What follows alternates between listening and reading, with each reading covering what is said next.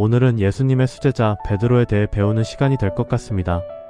베드로의 원래 이름은 시몬이었습니다. 그는 예수님의 말씀을 듣고 베드로라는 이름을 받게 됩니다. 마태복음 16장 18절에서 예수님은 시몬 베드로에게 말씀하셨습니다. 너는 베드로라. 내가 이 반석 위에 내 교회를 세우리라. 여기서 베드로라는 이름의 뜻은 반석 곧 바위입니다. 예수님을 만나기 전 베드로의 직업은 어부였습니다. 마태복음 4장 18절. 그는 갈릴리 바다에서 평생을 고기 잡으며 살아온 사람이었습니다. 어느 날 베드로는 밤새도록 고기를 잡았지만 한 마리도 잡지 못했습니다. 실망과 걱정 속에서 그물을 싣고 정리하고 있을 때 멀리서 한 분이 걸어오셨습니다. 그분은 바로 예수님이었습니다. 예수님은 베드로에게 다가와 말씀하셨습니다. 배를 좀 빌려주겠느냐? 성경을 보면 예수님께서 바닷가에서 많은 사람들에게 말씀을 전하실 때 배에 올라타시고 가르치시는 장면이 자주 나옵니다. 그날도 사람들에게 말씀을 전하시기 위해 배가 필요하셨던 것입니다. 어부에게 배는 전 재산과도 같은 소중한 것이었습니다. 친한 사이라 할지라도 쉽게 빌려주기 어려운 물건이었을 것입니다. 갑자기 나타난 예수님이 배를 빌려달라고 하셨을 때 베드로는 분명 당황했을 것입니다. 그럼에도 불구하고 베드로는 예수님께 배를 빌려드렸습니다. 예수님은 그 배에 올라 많은 사람들에게 말씀을 전하셨습니다. 베드로는 근처에서 그물을 정리하며 그 말씀을 들었을 것입니다. 말씀이 끝나고 사람들이 다 돌아간 후 예수님은 베드로에게 말씀하셨습니다. 깊은 데로 가서 그물을 내려 고기를 잡으라.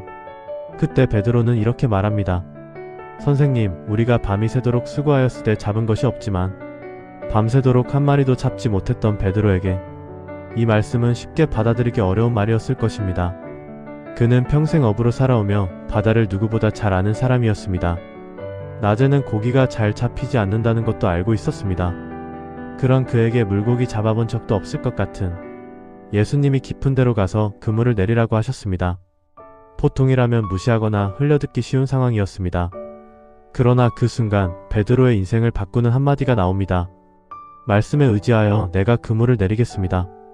베드로는 자신의 경험과 생각을 내려놓고 예수님의 말씀을 믿음으로 순종했습니다. 그리고 그물을 내렸을 때 그물이 찢어질 정도로 많은 물고기를 잡는 기적을 경험하게 됩니다. 그 광경을 본 베드로는 너무 놀라 예수님께 달려가 예수님께 달려간 베드로는 예수님께 무엇이라고 말했을까요? 베드로는 예수님 앞에 무릎을 꿇고 이렇게 고백했습니다. 주여, 나를 떠나소서. 나는 죄인입니다. 베드로가 어떤 특별히 큰 죄를 지어서 이렇게 말한 것은 아니었습니다. 그는 연약한 인간으로서 전지전능하신 하나님 앞에 자신의 부족함을 깨닫고 고백한 것입니다. 이는 저는 주님 없이는 아무것도 아닙니다. 라는 그의 첫 신앙 고백이었습니다. 예수님께서는 그 고백을 얼마나 기뻐하셨을까요? 예수님은 그런 베드로에게 말씀하셨습니다. 베드로야, 괜찮다. 무서워하지 말라. 이제부터는 물고기를 낚는 어부가 아니라 사람을 낚는 어부가 되라. 나를 따라오라. 내가 너희를 사람을 낚는 어부가 되게 하리라. 이처럼 예수님은 물고기를 낚던 어부 베드로의 인생을 사람을 살리는 사명의 길로 바꾸어 주셨습니다. 그렇다면 사람을 낚는다는 것은 무슨 뜻일까요? 이는 그물을 던져 물고기를 잡듯이 시대의 복음을 전하여 생명을 구원하는 사명을 감당하라는 뜻입니다. 복음을 전해본 적이 없던 베드로가 쉽게 이해할 수 있도록 예수님께서는 그의 삶과 가장 가까운 물고기 잡는 일에 빗대어 말씀하신 것입니다. 그 후 베드로는 물고기 잡는 일을 내려놓고 예수님을 따라 사람을 낚는 생명의 사역에 뛰어들었습니다. 그리고 예수님께 배운 대로 복음을 전하며 신약 교회 역사에 큰 획을 긋는 인물이 되었습니다. 물고기와 관련된 또 하나의 일화가 마태복음 17장 24절부터 27절까지 나옵니다. 어느 날 성전세를 걷는 사람이 베드로에게 와서 말했습니다.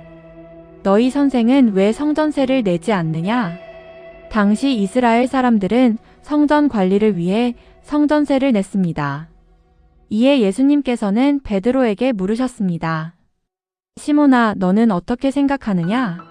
세상 임금들이 세금을 누구에게 받느냐? 자기 아들에게 받느냐? 아니면 타인에게 받느냐? 베드로가 타인에게 받습니다 라고 대답하자 예수님께서는 자신이 하나님의 아들이심을 암시하셨습니다. 하나님이 주인이신 성전은 곧 아들이신 예수님의 것이기도 하므로 예수님께서는 사실 세금을 내실 의무가 없으셨습니다. 그러나 사람들의 오해를 사지 않기 위해 예수님은 이렇게 말씀하셨습니다.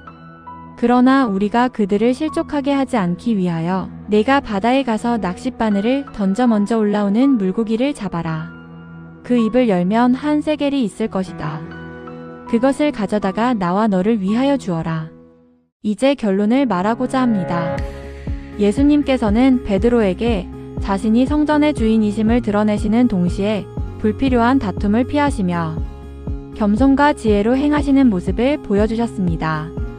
그런데 물고기를 잡았는데 그 물고기가 돈을 물고 있었다고 했습니다. 여러분은 어떻게 생각하십니까? 앞에서 말씀드린 것처럼 예수님과 베드로 사이에서 이 물고기는 곧 사람을 비유하는 표현이라고 볼 수 있습니다. 다시 말해 사람을 통해 세금 문제를 해결하셨다는 의미로 이해할 수 있습니다. 마태복음 13장을 보면 천국에 대한 여러 가지 비유가 나옵니다. 그 중에는 천국을 그물에 비유한 말씀이 있습니다. 그물에 잡힌 물고기 가운데 좋은 것은 그릇에 담고 못된 것은 버린다고 하셨습니다. 여기서 좋은 물고기는 착하고 선한 사람, 곧 천국에 들어갈 자를 비유한 것입니다. 이와 같이 베드로가 예수님의 세금에 관한 말씀을 듣고 밖으로 나갔을 때 그날 만난 사람을 통해 세금 문제가 해결되었다고 이해할 수 있습니다. 성경은 이처럼 많은 부분이 비유로 기록되어 있음을 알 수 있습니다. 성경을 문자 그대로만 읽으면 이해하기 어려운 부분이 많지만 비유의 의미를 바르게 깨닫게 되면 성경은 전혀 모순이 없는 참 진리임을 고백하지 않을 수 없습니다. 베드로와 물고기 이야기도 그중 하나입니다. 베드로처럼 우리가 예수님의 말씀을 깨닫고 순종하는 마음을 가진다면 도저히 물고기가 잡히지 않을 것이라 생각했던 상황에서도 놀라운 역사를 경험하게 됩니다. 예수님의 말씀에 순종했을 때 베드로는 물질의 문제뿐 아니라 영원한 구원의 축복까지 받게 되었습니다.